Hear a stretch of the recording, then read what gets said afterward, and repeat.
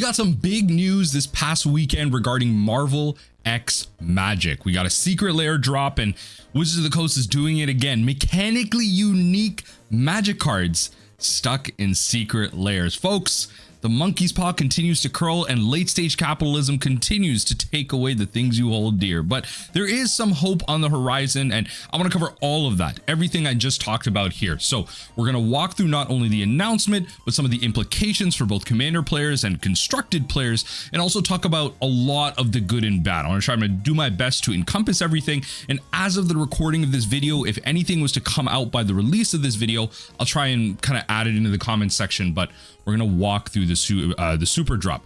Just for continuity's sake, for you longtime watchers, I am recording this after some of the videos I kind of put up for later in the week, so that's why you're seeing the haircut now. But let's hop right into Marvel Secret Lair. So this was off like a big panel that just happened on this past Friday here. So this is the Marvel Super Drop announced at New York Comic Con 2024.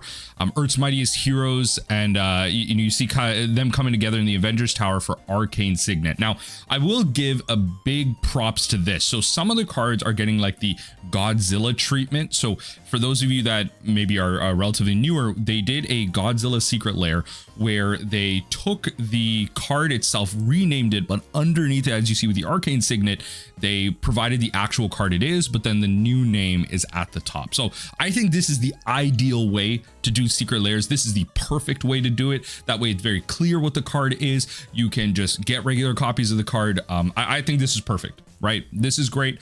You are going to experience some FOMO in terms of the art, but you're not going to miss out on the actual card itself. Now, there are some other problems with this. I will note right here, Earth's Mightiest Heroes have brought along a special bonus. You'll receive one Arcane Signet as Earth's Mightiest Emblem with each $200 spent on Marvel Super Drop products.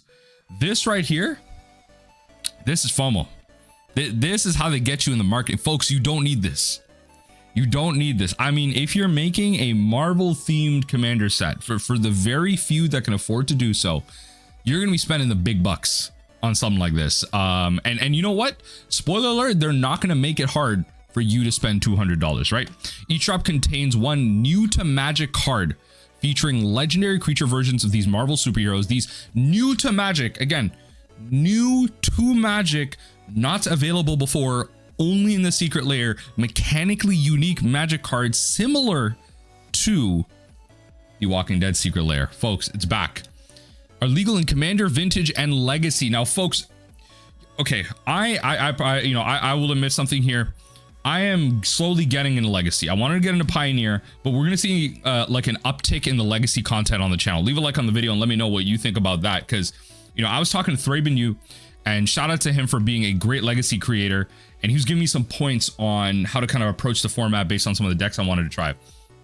And now I am now even more concerned for stuff like this, because not only is my favorite format, Modern, a rotating format now, with the Marvel set potentially, likely, being a tentpole set, having a full set with draft boosters and all that stuff, potentially being Modern legal, rotating my format again, I now have to continuously worry about this with Legacy, because every single product now is for me.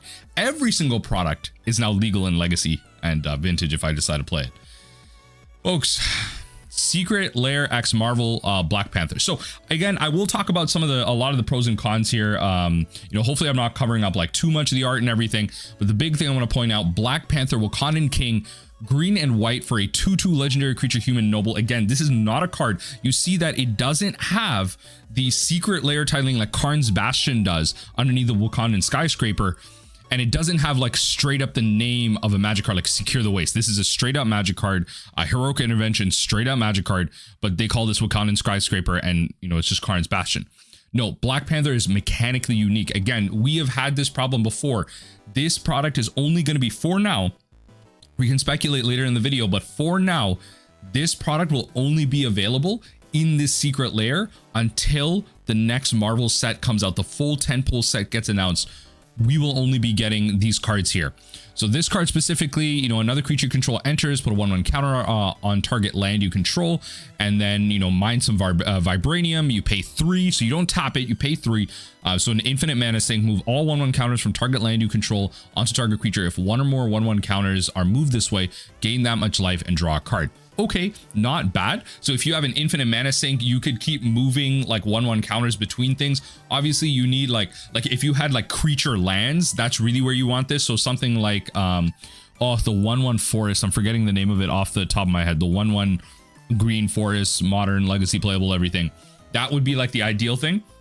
Because then if you have multiple copies of something like that, you can move it in between the lands, and they're also creatures. I'm assuming that's how this synergy works, and you could keep gaining an infinite amount of life and draw out your whole deck. So obviously some very powerful things already happening. Primal Vigor, shout out to, you know, a reprint like that. We have a new warrior token, all that stuff. Really where I want to kind of point this before we go into the whole announcement, and I hope the chapters are kind of down below. I want to talk about mechanically unique secret lair cards, and this is a Forbes article way back from 2021 when it first became a problem. Wizards of the Coast announced an umbrella term for Magic cards and other property universes beyond, retroactively starting with the controversial Walking Dead tie-in. So, you know, at this point in the article, you know, Warhammer and Lord of the Rings already out, but you had cards like Rick Steadfast Leader, a you know, white for a 2. As long as you control 4 other humans you control get +2/+2. It was a very like human centric kind of legendary creature, but when it came to something like this, and that was in a blog post, so this is kind of the article for it. Secret Lair Beyond update, uniquely collectible. And so this created a sense of FOMO, like you could only get this card here, and this was legacy playable, vintage playable, and again at that time commander playable. The kind of ideas around proxies and printing out fake cards, I think a lot of the sentiment in the community has grown better over time. Like proxies are great, but when it comes to proxies that like have AI art or, you know, try and completely replace the card, that's a whole different discussion. But in general, a lot of commander players are now on the side of, you know, they want you to play the game instead of having to buy the game, buy the cards and be priced out. I think especially the popularity of CEDH has kind of helped that type of mentality. When it comes to something like Rick Steadfast Leader, we do have an alternate version of it. But before we even get to the printing of that alternate version, we know that right now, or not right now, back then I should say, 5/0s in Legacy with Rick Steadfast Leader. Now, I will say there's a bit of a kind of bias to this, right? So you have Rick Steadfast Leader, 5/0s, oh my god, humans in Legacy has Rick playable. So again, a mechanically unique secret lair drop that you hopefully, I imagine with something like Secret Lair, and we've made videos on the fact that they've started hiring like contracting folks that are going to be able to create better contracts for these Secret Lair drops. We're going to be able to get them on Magic Online for a longer period of time, have more people purchase them. So hopefully on the Magic Online sense and on Arena, we're going to have better access to them. But when it comes to in paper, if these cards are playable, if they're busted, if they're really good in Legacy constructed, Vintage a little less so, but for Legacy constructed Magic, heck, even paper Commander, then we're not going to necessarily have ready access for them. Now, again, Commander being a more casual format, that is less of an issue. This is more so a constructed Legacy problem. And this was, again, a part of me superficially believes this was like a self-made problem, like people kind of forced Rick into these decks. And I mean, as I was mentioning later down the line, we got Greyman, Avacyn, Stalwart, which is the in-universe's reprint of Rick Steadfast Leader, same text, everything. It's just, again, in the world of Magic the Gathering as a human soldier, legendary creature. Greyman, it has its ties to Innistrad in this case. But when it comes to something like the Legacy format, if we were to take like a goldfish search of Greyman, Avacyn, Stalwart from January this year to current day right now, the date's a little off, but look, I can change the date for those of you that are gonna get like real mad at this. Look, what is today? As the recording of this video, you can get a little behind the scenes look here. It is the 19th. So we're gonna apply that filter. I'm gonna search it. Nothing, folks, nothing. There is no copy of Greyman being playable. And so that's why I kind of think like, you know, whether it's the state of Legacy, there's a lot of conversations around, you know, the frog itself taking over, Dimir Reanimator for a while, Grief as well. Like there's a lot of conversations what the metagame was, but in my mind, I feel like these were kind of problems that were like self-made. They kind of forced the fact that, yeah, Rick, I guess could be playable in humans, but humans isn't really like a top tier deck. But regardless, it still is important for that, you know, couple of humans players that do want to play with these type of legacy staples, with these type of legacy cards, to be able to kind of survive. And I added like a separate one for those of you saying, okay, you know, the Greyman isn't there, but what if they had Rick Steadfast Leader specifically? They wanted to choose that art, because this doesn't have the Godzilla treatment on it. It is a separate name. Rick's not in there either. I didn't change the date, folks. Just look it up yourself. It's not there in Legacy. I'm off by like 11 days. Like, it's not there. So ultimately speaking, mechanically unique Secret Lair cards are really problematic for constructed Magic players, less so for the Commander players. But again, if it's a problem for a large enough part of the Magic community, it should be a problem for all of us. I get it, EDH players, you can proxy some of this, but there are a lot of EDH players that really do care for some reason about you having the physical card. And I think a lot of people just like, even if they proxy it, they want to know that they have access to buy it if they want. And I think that's fair as well. Like, I'm okay with a lot of people proxying. I don't really care in that mind. I'm pretty open to many things. And when it comes to those people that want access to this card, I think it's pretty fair in terms of alt arts. Like, maybe you proxy up a commander deck and you have Rick Steadfast Leader in it, or one of the new, you know, Wolverine, Black Panther cards proxied up into it. And then you want to eventually be like, you know what? I actually really like this commander deck. I think I'm going to just be running it for a while. Let me pick up some of the cards to like show my love for it. Like, I want to buy some foils and stuff like that, but they won't have access to it. They have to pay like 3, 4, 5 times the cost of the card to potentially even get one copy from like some nether region out in the US from like eBay, you know, like some no man's land type of spiel. Get a card shipped to you, and like that's what it becomes in terms of access. Now, EDH purposes, as I mentioned a million times, this is okay. Ultimately, the Arcane Signet being the alternate copy of something like this creates like soft FOMO. You're not going to get this art, but you're not going to lose out on the card. Arcane Signet is still available to you in so many different printings, and the whole like thing around Arcane Signet and kind of straight to commander cards that, you know, are printed heavily, but like kind of warp the format around it. Like, Arcane Signet is one of those staples that Wizards of the Coast, like, you know, it's standard legal, it's modern legal, all that stuff. It's available to many commander players out there. But that's the thing. Availability is key, and your opinion on whether or not it should be in the commander format is something different. It should be available. It should be readily accessible. But when it comes to something like Secret Lair, the exclusivity comes in the problem of this announcement from earlier this year in 2024, which has a lot of people mad. And it's happened like through multiple Secret Lairs at this point, where, you know, kind of speeding up the Secret Lair shipping. Many things that people would complain about was the fact, and this is a very short article, I'll link it down below, that when you purchase a Secret Lair, you would probably get it like 6 months later, 7 months later, 8 months later, something like that, a really long time later, to the point where you almost forgot that you were getting it. That was a common sentiment that a lot of people were talking about. And they did that because they wouldn't print the cards first. They would get the orders and then print to demand. But now they sped up in January 2nd, 2024, earlier this year. They sped that up by now doing limited print run. So they would have maybe, you know, 2,000 copies of it. People would go in on a specific date, purchase the Secret Lair, it would sell out. And because they had them like on hand, all they would need to do is stick a shipping label on it and send it off. So it'd be much quicker. You would get it within like a month or two. It wouldn't be 6 months down the line, especially if you're using them for Commander, and maybe they're available later down the line in Constructed. We're going to talk about that in a second. Then you're going to be able to use them a lot quicker, have them out on your play mats, your tables, your kitchen tables, your LGS, whatever it might be.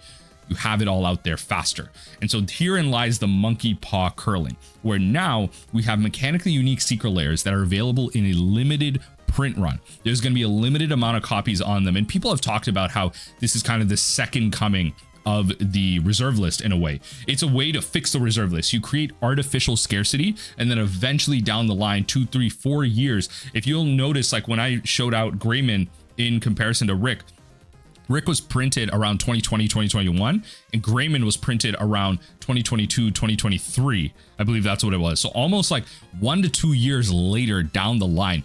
Its relevancy probably fell off at that point. It's probably a lot cheaper as well, but far down the line, we finally got that reprint. But I think things will be a little bit different with Marvel, in all fairness. I mean, I think these cards, especially if they're available in Secret Lair now, this creates that artificial hype for them right now. I do have a suspicion that a lot of these cards, especially the legendaries, will be available in the regular sets. If they aren't, I think the Secret Lair would actually be probably one of the biggest disasters in the world, and I really hope Wizards of the Coast learn from that. Like, they're creating the hype for it now, but hopefully in the tentpole sets we will get Black Panther, Wakandan Leader, Wakandan King I should say, in those sets, so you have them available. Maybe not in this art, so you may not get this art, but you may get like a regular normal, you know, full frame full black bordered art. This is an extended border, and so hopefully that is the way that we get these sets. And as we know from the Lord of the Rings model, which was a tentpole set as well, modern legal and everything, draft boosters, all that stuff, we will get multiple versions of these cards as well. We will get multiple Spider-Mans, multiple Black Panthers, multiple Iron Mans. And so there probably are going to be more playable versions of this. I mean, this card just in general, like it has like a lot of value to it. It's 2 mana for a 2/2. So already, like for our constructed minds, like we're thinking about that as well beyond Commander. It's a very cheap creature. It's a bear in terms of its stats. First strike, you know, putting 1/1 counters on your land is like very relevant as well. And so, you know, just kind of moving things around as an infinite mana sink, we're going to get a lot of value there. So some of these cards I know are relatively expensive as well. And so that's what we get out of the Secret Lair X Black Panther. Now, rainbow foil version, so 40 USD, this is about like, I believe 50 Canadian or maybe a little bit more. Secret Lair X Marvel Captain America. Shout out to this for getting the colors right, you know, red, white, and blue. Right, so Captain America First Avenger. This is a really unique equipment deck. I'm actually going to move my camera a little bit, maybe just so y'all can get like a better view, and I can just push this down here. So Captain America First Avenger, you pay 3, unattach an equipment from Captain America. He deals damage equal to that equipment's mana value, divided as you choose among 1, 2, or 3 targets. So that's kind of imitating the fact that the shield is like bouncing off different characters. And then catch at the beginning of combat on your turn, attach up to 1 target equipment you control to Captain America. So that's great. This can have a lot of synergies with like extra combat steps, just like getting free equipment. Sigarda's aid, you know, Captain America's aid, fantastic. Flawless maneuver in here as well. Another, this is going to be another like highly sought after card. Like the free spells that exist in Commander, they are now printing them into the secret layers. Monkey's Paw Curling, you know, you want reprints, you get them directly from Wizards of the Coast. Shield of War and Peace, being a shield, or like this is supposed to be Sword of War and Peace, but it's called Shield of War and Peace. I mean, fair enough. At least they renamed it. Into the Trenches as well. I believe this is a Magic card. Like actually, I've actually never seen this card. Creatures you go control get +1/+1, and then 6 mana, exile target all-9 permanent you don't control until this enchantment leaves the battlefield. Activates only as a sorcery and activate only once.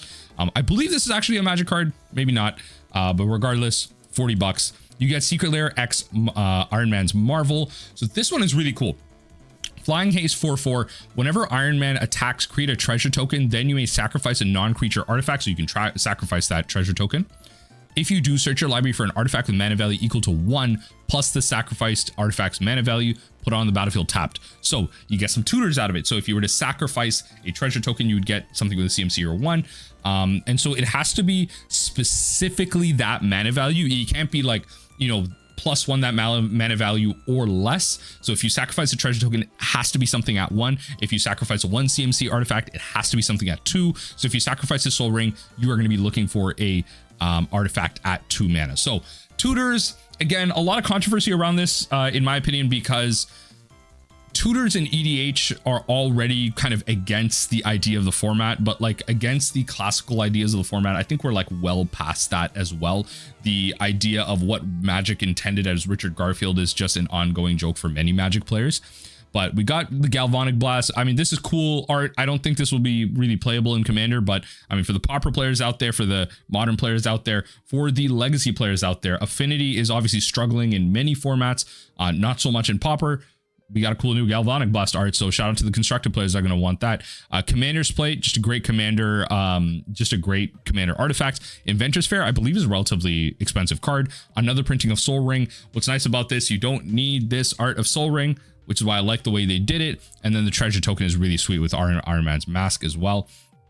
$40 on this. This Commander actually is like, I'm kind of excited to play this. So Flying Vengeance, Ceaseless Tempest. Whenever Storm deals combat damage to a player, the next instant or sorcery spell you cast this turn has Storm. That is insane. Some of the cards that they printed here, imagine something like Storm's Will or Jessica's Will with Storm in it. Imagine something like Ice Storm with Storm on it. Imagine something like Manamorphose Aurora Borealis with Storm on it. Absolutely insane. Imagine, I mean, Aurora Borealis, like this right here, imagine you put Storm on this. This is probably almost like a determinate win. Like if you are a Storm commander, putting Storm on Manamorphose, creating that much mana, because you don't have to pay for the cost of the copies. You're just generating positive mana in Wooburg, essentially. I mean, Lord knows you don't want, I mean, you're playing a 3-color commander. It doesn't need to be that. You're going to be producing the 3 colors. But then you're going to be drawing cards as well. On top of that, you're going to draw into more Storm cards. You're probably going to create some extra combats to deal more damage and get more, like, get more cards on Storm and everything. It's gonna be pretty sweet. So there's a lot of really cool like artwork here. Yes, Ice Storm is like a magic card.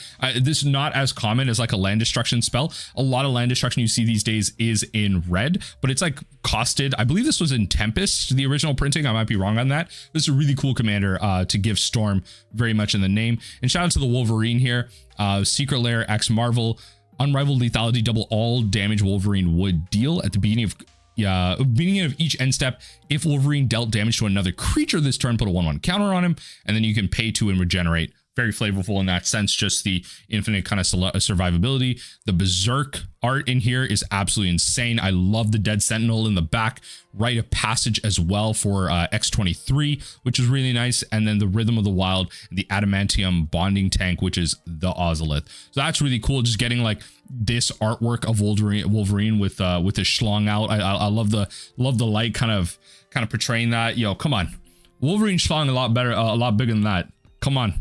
Who comment down below how big y'all think Wolverine schlong is. It's come on.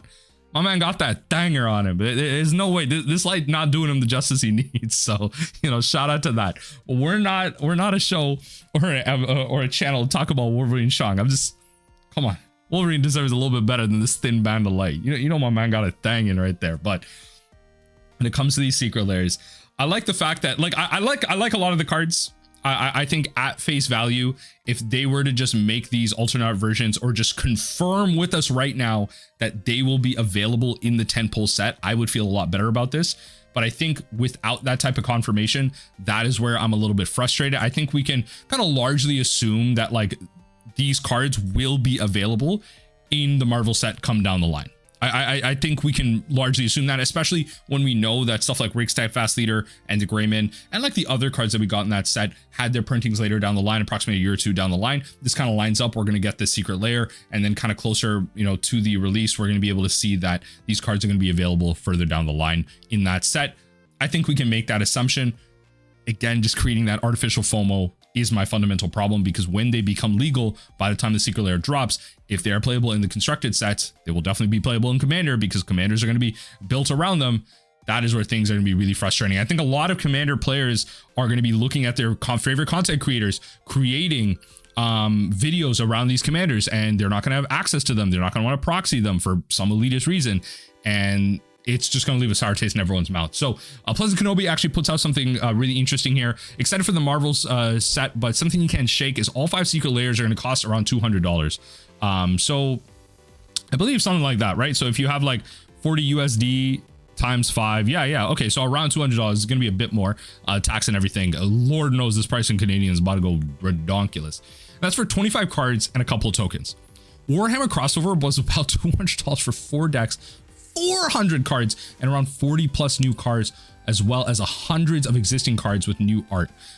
This is a big thing that I think is worth noting as well. It's not exactly 1 for 1. I mean, the big downside is, again, based on our speculation, I truly do believe these cards in their art, or at least the cards themselves, if not in that art, will be available in the Marvel set coming down the line. Whereas Warhammer was more artificial scarcity because it was only available through these Commander decks. They are now not available on Magic Online anymore. They're going to be available in limited quantities in paper, probably at, you know, whatever X the price. But we are going to get full sets out of them. So I think further down the line, this issue around this price will be fixed. The secret layer price is like absolutely egregious. I understand. But I do believe they will be available farther down the line. So in the immediate sense, yes, the Warhammer cards 1 for 1, the Commander sets are much more valuable, but I think down the line that kind of value perspective will be kind of fixed when it comes to something like that. And another thing that I know a lot of people are going to talk about, you know, with the Fortnitification of Magic, where I think the Marvel, you know, this person says here, One Piece TCG, I think Marvel's introduction to MTG marks the end of any remaining affection they have for the game. Not trying to yuck on anyone's yum, but this is a line for me where Universes Beyond goes from fine, not for me, to fundamentally changing Magic's identity. And I think I understand that to a certain degree. I think there's a lot of like Zoomer Magic players that don't really care about this. And I'm kind of like leaning on the fence. I think I'm more so on the side of not necessarily caring about it, but I do understand where people have that like dissonance. And I think like the problem is also that like if this set is legal in Modern, we are going to have like tables of Magic where you go through a whole FNM and you are playing against, you know, you have to beat the One Ring as a Modern player. Then you lose, you go to the next game, you're having to, you know, defeat Wakandan beatdown, right? Like the Wakandan, you know, Black Panther beatdown in the next deck. And then soon enough, we're going to have to play with, I don't know, what is the next tentpole set? Marvel X DC in 2027, 2028. Like we're going to have to fight with Batman, Lex Luthor beatdown, right? Like, I don't know. I'm throwing stuff out here. Those are going to be legitimate tables of FNM that you're going to have to go through. And this was fine from a Commander perspective because Commander has that social aspect to it. It has the, every time you sit down at your LGS against some new players, especially if you have a bigger LGS, on average, you're going to be playing against new decks and new people all the time. And you have that new experience there, especially if you go to like Magic Cons and everything. You're just going to be coming across those players that have completely folded out decks, have completely themed out decks, some really cool experiences. But when it comes to constructed Magic, I think a lot of constructed players are not used to something like this. And the Fortnitification of the game and the spreading out of the IP technically makes sense in the world of a multiverse. If it is a multiverse, all these people exist in an infinite multiverse. But I think a lot of constructed Magic players aren't really here for the lore justification of these things. They're here to play Magic, which in this day and age is probably seen as like more of an elitist take. And I'm on the side of it being okay, but I also like completely understand as a constructed player, the quote unquote social agreement that you signed up for where Magic is not that anymore. And unfortunately, the game isn't for you anymore. That's just the sad reality of the truth. You either kind of adapt and move through these constructed environments and hope that there are alternate versions of these cards for you to play, or you're just gonna have to deal with Gandalf control all day long. At this point, Gandalf control is around. Sauron control is already here. You are being controlled by the One Ring if you're playing Modern. You're either playing the One Ring or playing a deck that subverts or beats the One Ring, or tries to at least, to very minimal success. And that is where constructed formats go. One thing I also wanted to mention in this video, it's getting a little long here, is the fact that, you know, we have the Amazing Spider-Man as well as like a full set. So this is going to be really cool. We have like the original announcement tweet that's going to be linked down below, but we also have like a Spider-Man specific set. So I know my brother-in-law, he's a big fan of Spider-Man in his own way. And so I think this will be a very exciting set for him. I remember like Assassin's Creed was something that kind of piqued his interest. He may not be playing Magic, but he will be interested in the whole like Spider-Man aspect of things. So there is that continual other like positive aspect of the Universes Beyond, where it does get new people into the game. It gets people excited when they see Warhammer, when they see Lord of the Rings, when they see Transformers, when they see, you know, Marvel. This is going to be Magic's biggest crossover. They are going to get excited about Magic the Gathering. They are going to be coming to your FNM. They're going to be coming to your pre-releases. They are going to want to buy this product. And, you know, for good or bad, it is going to be probably one of Magic's best-selling products. This Secret Lair is going to go quick. There's going to be a lot of conversation around it. There's going to be a lot of movement around it. And I think like Wizards of the Coast is going to say, yeah, we are going to sell out of this set. I wouldn't be surprised if they overstock this just to prove the point that it will sell out. I wouldn't be surprised. And then they use that as a metric to justify the fact that, yeah, when we sell this set out, when we have copies of these cards out there, it was sold out. It wasn't the fact that no one wanted them. A ton of people, heck, even if it's bots, regardless, they can justify to the higher ups at Hasbro that, look, this type of collaboration, this type of product is going to sell a lot. And they're going to be able to kind of, kind of print in that own way for the larger tentpole set and show that this is, Lord of the Rings was one of the best selling sets in Magic's history.